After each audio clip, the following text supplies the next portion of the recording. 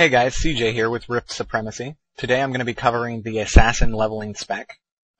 Basically your primary tree is Assassin, your secondary tree is Blade Dancer, and your tertiary tree is Nightblade. What we're looking at here is every 3 levels you will be getting an additional point, so that allows you to bounce back and forth between the Assassin and the Blade Dancer tree. The mainstay of our points will be going into Assassin initially, and then we'll fill up Blade Dancer as we progress in levels. What we're looking at here is starting out, we're going to get our first 3 levels in Ruthlessness, which increases your critical hit chance.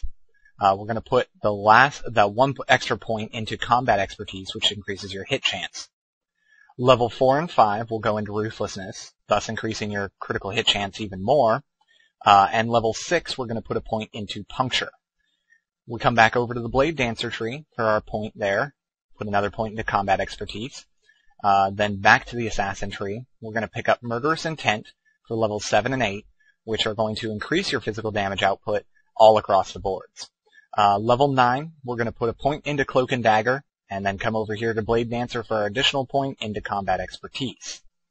Levels 10 and 11, we're going to finish up with Cloak and Dagger, and then 12, we're going to put 1 point into Silent Footsteps.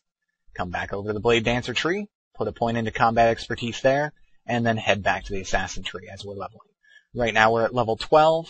We're going to put level 13, finish up Silent Footsteps. Level 14 and 15 are going to be Cruel Vengeance. And then our point into Combat Expertise. Level 16 is going to be Backstab. And then 17 and 18 are going to be Magnify Pain. We come back over to the Blade Dancer tree for our additional point. We're going to put that in Reprisal there. Then moving on, for levels 19 and 20, we're going to put 2 points into Cruel Vengeance. And level 21, we're going to come up here for Improved Stealth, which is the best thing in this tree. It makes your stealth last permanently. So that's really good. Our extra point will come over here for Blade and Fury. We'll put it in there. Then levels 22, we're going to put 1 into Foul Play. 23 is going to be Subterfuge, and 24 is going to finish up Subterfuge. We'll come back over to the Blade Dancer tree, put our 1 point in Blade and Fury, and then move on back to the tree here, the Assassin tree. Now, in the Assassin tree, there's a couple things you could do at this point. I recommend putting the last 25 point into Cruel Vengeance, so we'll do that. 26 and 27 are going to be in Advanced Flanking. And then we come back over to our tree here for our additional point, put a point into in the Blade Dancer tree under Strike Back, and then back over to the Assassin tree for 28, 29, and 30 level, you're going to put the points in Poison Potency. We'll come back to the Blade Dancer tree and finish up Strike Back, and then for level 31, we'll put the point into Slip Away. Now at this point, you've basically maxed out your Assassin tree. If you feel like it, there's other points you could put in here.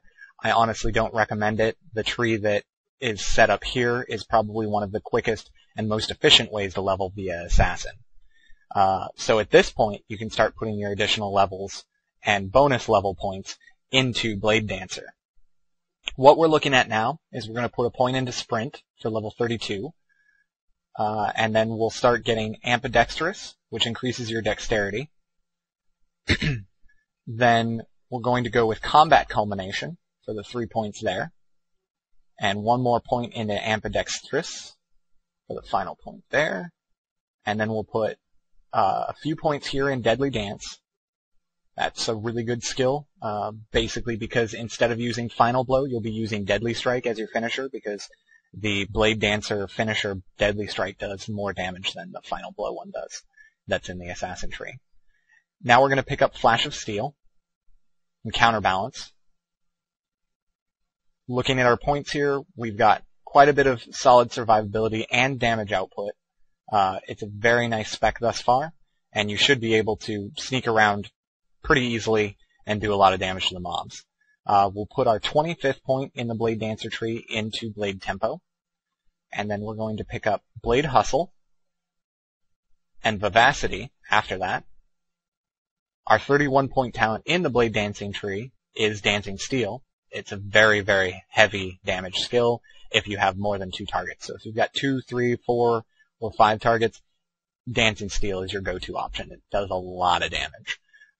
We'll come back down for our 32nd point into Disengage. Disengage, basically anytime you parry or parry or dodge, you have this skill, which is a reactive ability, which will allow you to stun the opponent for 4 seconds. Very solid skill, very nice. Our last 3 points we're going to put into Blazing Fury in the Nightblade tree. This increases the damage of your combo point generating abilities by 9%.